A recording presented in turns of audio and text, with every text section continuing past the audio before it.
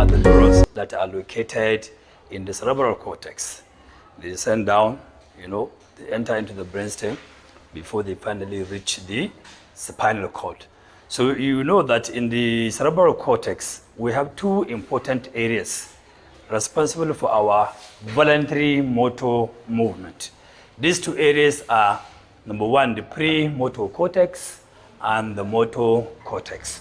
So this premotor cortex and the motor cortex, they lie anterior to one sulcus, what we call the central sulcus.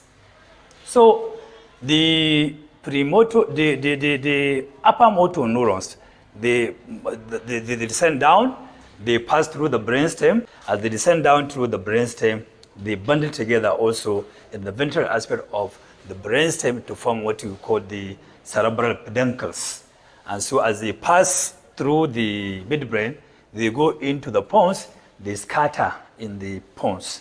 And then when they enter into the medulla oblongata, they again bundle to form the pyramids. So we have two pyramids, one on the left side, one on the right side. So now these pyramids, they are the bundles of these upper motor neurons. So as they descend down, they now, most of them, they now crisscross to the opposite side. That means those upper motor neurons that come from the left cerebral hemisphere, they go into the right part of the spinal cord, and the other ones, the one on the right side, as they descend through the medulla oblongata, they crisscross to the left side. So there is crisscrossing. So majority of these upper motor neurons, about 80 to 85% of them, they crisscross to the opposite side, whereas the remaining 15%, they go undescended. So now, as they come down into the spinal cord, in the spinal cord, we have the gray matter, and then we have the white matter. So in the white matter of the spinal cord on the lateral side, that is where you have the majority of these upper motor neuron fibers, what we call lateral corticospinal tract. And so the uncrossed fibers, they descend down as the anterior corticospinal tract. It is this tracts, the corticospinal tracts, that they now synapse with the lower motor neurons that are located in the anterior horn of the spinal cord. If you can remember, we said that in the spinal cord, the gray matter of the spinal cord is made up of is in the form of figure H-shaped structure. So this figure H, anteriorly, it is very much wider than it is posterior side. So we have posterior horn, we have anterior horn with the horizontal bar, linking the limbs together. So at the anterior horn of the spinal cord, you have the lower motor neurons. These lower motor neurons, they synapse with the upper motor neurons. So that at the end of the day, you have two neurons that are responsible for the formation of our voluntary motor movement. So you have the upper motor neuron, which is this one, and then we have the second neuron, which is the lower motor neuron, which is that one. So these two neurons are the ones that brings about our muscular contractions for our, movements. So now we've seen what is this upper motor neuron. So these upper motor neurons, they come either from the premotor cortex or from the motor cortex. So we have types of the upper motor neuron. So we have either the upper motor neuron that descend from the cortex down to the spinal cord, what we call corticospinal upper motor neuron, or we have those motor neurons that descend from the cortex down to the end in the brainstem, whereby they synapse with the nuclei of the cranial nerves. So these are what we call corticobulbar upper motor neuron. So we have basically two types, what we call corticospinal upper motor neuron and corticobulbar upper motor neuron. Apart from that, based on their origin, that means from where they originate and where they terminate, you get it, we have these two types. And then we also have other types based on their own function, that means where they supply. So based on where they supply, we have what we call somatic motor upper motor neuron. This somatic motor upper motor neuron, they are the ones that come from the cortex, come to the spinal cord, and then after synapsing in the spinal cord, they go and supply the skeletal muscles. These are what we call somatic motor upper motor neuron, because they now synapse with the lower motor neurons that, supply our own, skeletal muscles of our own body. You know that in our own body, we have muscles of the head and the neck, and then we have other muscles that supply the trunk of the body, and we also have muscles that are related to our limbs. So we have muscles of the upper and the lower limbs. We also have muscles of our trunk, that means both the thorax and the abdomen. These are what we call body skeletal muscles, what we call soma. So that is why they are called somatic motor upper motor neurons. We also have, this, upper motor neuron. As they descend down, they now descend, supply the skeletal muscles of the head and the neck. Are you clear? So this upper motor neuron that supply the muscles of the head and neck, they are called spatial visceral motor upper motor neuron. You get it? And so there are also this upper motor neuron as they descend down. Some of them, they now supply the viscera, the smooth muscles of our own part of the body. And these are called general visceral motor upper motor neuron. So we have 3 different varieties based on their area where they supply. And then we also have 2 major types based on where they terminate. Are you clear? So we have 2 different classifications. First classification based on where they supply, whether skeletal muscle of the body or skeletal muscle of the head and neck or the smooth muscles.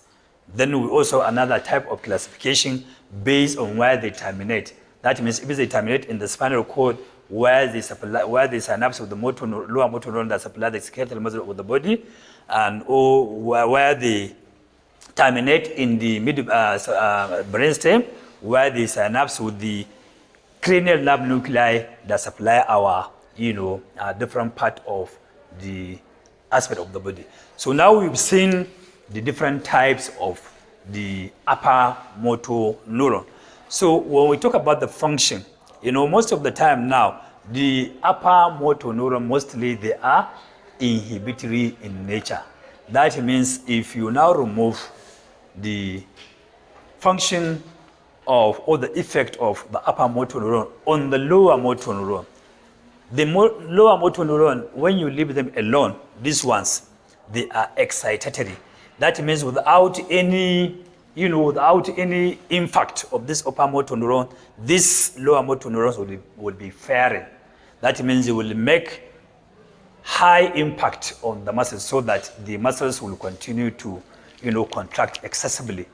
And so now the upper motor neuron, as it synapses with this lower motor neuron, they tend to inhibit the hyper function of this lower motor neuron, so that bring or to strike a balance, of the function of the lower motor neuron. Take for example now, if supposing the lower motor neurons, they make muscle contraction, let's say 100%. That means the muscles contract continuously uninterrupted. So now the upper motor neuron comes to inhibit this 100% muscle contraction to reach its own peak, so that it will now make it 50%. I'm just giving you an example. So at the end of the day, you strike a balance so that you have 50% muscle contraction. So the remaining 50% is being inhibited by the upper motor neuron, so that you have an optimal muscle contraction at, the contraction that you will feel comfortable while you are making your own movement. But by the time you remove the effect of this upper motor neuron, probably the contraction will be 100% and, uncontrollably like that. So that is the effect of the upper motor neuron. So now this upper motor neuron can get cut off. It can get cut off along its line at any point. It can be cut off from above, or from within the brainstem, or from within the spinal cord. So anywhere you have problem along the length of the upper motor neuron, that is what we call upper motor neuron lesion. At times, it's not that the upper motor neuron is being cut off, but rather there will be some diseases that will interfere with its own transmission. These diseases, that is what we call infections.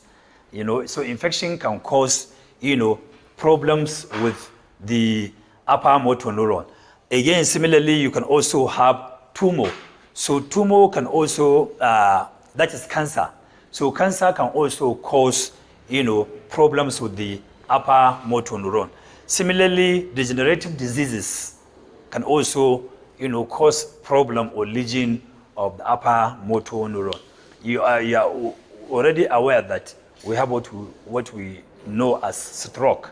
So stroke is as a result of, problems with the blood supply to the cerebral hemispheres. So once the blood supply to these cortices, that means either the premotor cortex or the motor cortex, you know that the middle cerebral artery on the superolateral side supplies this area. So once there is problem or blockage of this artery or rupture of this artery, that can stop the blood supply to this premotor cortex and the motor cortex.